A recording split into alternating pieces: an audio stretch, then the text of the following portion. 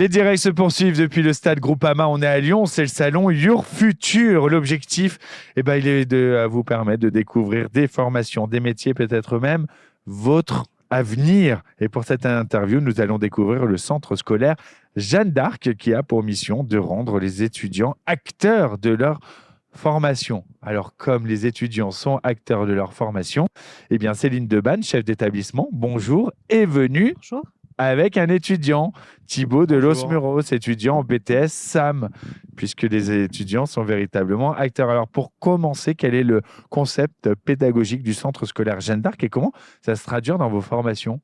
Alors, sur le concept pédagogique, on va dire qu'on se base sur 3 principes principaux. Le premier, ça va être la recherche de réussite. La réussite parce que ça va être signe de réussite personnelle et d'épanouissement. Réussite aussi scolaire. Et puis, pour y arriver, on va faire preuve de persévérance. Et ça, c'est quand même primordial. Pour ce premier principe et puis pour qu'il puisse être efficace et efficient, on va avoir l'accompagnement de l'équipe pédagogique auprès de nos étudiants pour justement les driver et leur donner des conseils sur leur développement et y arriver. Et puis, le troisième principe, ça va être la solidarité. Solidarité entre les étudiants, solidarité dans leur promotion, dans leur formation. Et puis aussi, on a la chance d'être un centre scolaire, de maternelle jusqu'au supérieur.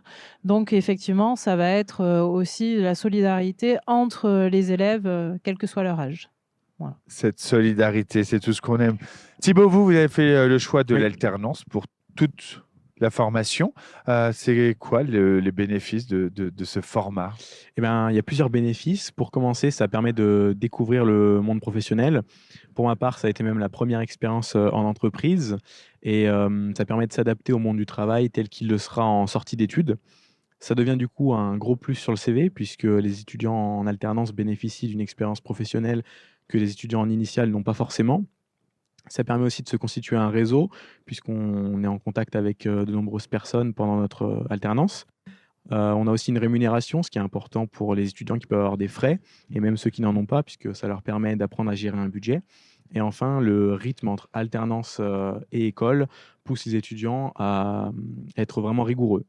Alors, BTS SAM, juste pour celles et ceux qui nous regardent et qui ne seraient pas familiers, Thibaut, c'est quoi un BTS SAM? Et votre alternance, vous la faites où? C'est quoi l'entreprise dans laquelle Alors, vous évoluez? Le BTS SAM, c'est un BTS support à l'action managériale, donc un BTS du secteur tertiaire qui est assez généraliste puisqu'il propose des matières, des ressources humaines jusqu'au commerce ou bien à la gestion de projet. Et moi, j'ai effectué donc mon BTS SAM au centre scolaire Jeanne d'Arc puisqu'il propose cette formation en plus de d'autres formations comme le BTS MECP esthétique ou le bac pro, le BP coiffure. Et du coup, l'alternance, vous la faites où? Je la fais au péage de Roussillon. C'est quoi? Le péage de Roussillon, c'est à 40 minutes de Lyon en train. C'est aussi proche de Vienne, proche d'Annonay ou Valence. Et donc, c'est une petite structure où il y a une unité de formation d'apprentissage. Écoutez, parfait. Dans cette logique, comment vos formations, Céline, elles vont encourager les étudiants à devenir, je le disais en introduction, les acteurs de leur parcours académique? Alors, acteurs, de par le fait que ce soit en apprentissage, effectivement, ils ne peuvent être qu'acteurs parce que les entreprises dans lesquelles ils font leur alternance ont des besoins et aussi des projets à leur faire mener. Donc, ils ne peuvent être qu'acteurs et pas passifs. Et puis après, dans les temps où ils sont en établissement avec nos formateurs, ils le sont aussi parce qu'on a une grosse pédagogie de mise en projet qui est indéniable et indissociable de cette formation-là. Donc, ils sont en train continuellement, que ce soit chez nous ou en entreprise. Ça va être quoi, Thibaut, concrètement, durant cet apprentissage, les types de projets, d'activités qui vous sont proposés pour vous engager vraiment dans l'apprentissage? Alors, la principale activité qui a pour but de nous engager, c'est l'engagement étudiant. C'est une matière optionnelle à laquelle le centre scolaire Jeanne d'Arc inscrit tous ses étudiants en BTS SAM et elle a pour but l'organisation de projets humanitaires. Donc, en ce qui concerne ma promotion, on a organisé l'année dernière une collecte de dons au profit des Restos du Cœur, qui a été un succès parce qu'on a récolté plus de 200 kilos de denrées alimentaires. Oh. Et la promotion des deuxièmes années avait, elle, organisé un marché de Noël au profit de l'association Clowns Hôpitaux, qui a été aussi un succès parce qu'on a 1 000 € de dons qui ont été récoltés. Et on va réitérer l'action cette année. Et on a d'autres projets comme un projet d'aide au CV et aux lettres de motivation qu'on a mis en place au sein du lycée professionnel, qui non seulement nous engage nous dans notre formation, mais aussi dans celle d'autres élèves du centre scolaire Jeanne d'Arc qui nous rend acteurs de la leur aussi. Et enfin, on a le BTS MECP esthétique qui a mis en place une action au centre social de Roussillon, où les élèves proposent différents types de soins aux adhérents du centre social. Et c'est aussi apparemment un succès, ça leur plaît beaucoup. Bah, bravo en tout cas pour Merci. toutes ces initiatives. Comment vous aidez les étudiants à développer leur autonomie, leur prise d'initiative? Alors, c'est vrai que c'est un peu délicat, mais la recherche des formateurs, c'est vraiment de trouver cet équilibre-là entre l'accompagnement que je disais tout à l'heure et la responsabilisation de leurs actes, etc.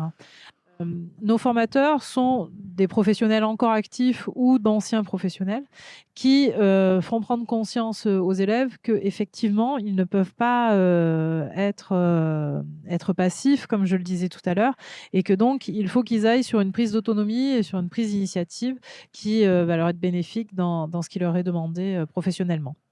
Quelles compétences à renforcer chez vous? Ça vous a développé cette pédagogie? Alors les compétences, elles sont nombreuses, mais pour commencer, ça développe l'autonomie donc chez les étudiants, puisqu'on prend en main des projets qui sont de véritables projets et qui nous poussent vraiment à être rigoureux. Ça renforce aussi notre capacité à travailler en équipe. On le sait, que ce soit dans le secteur tertiaire, en coiffure ou en esthétique, c'est indispensable de travailler en équipe. Et ça pousse les étudiants à avoir l'idée qu'il faut collaborer pour avancer et atteindre l'aboutissement de leurs travaux.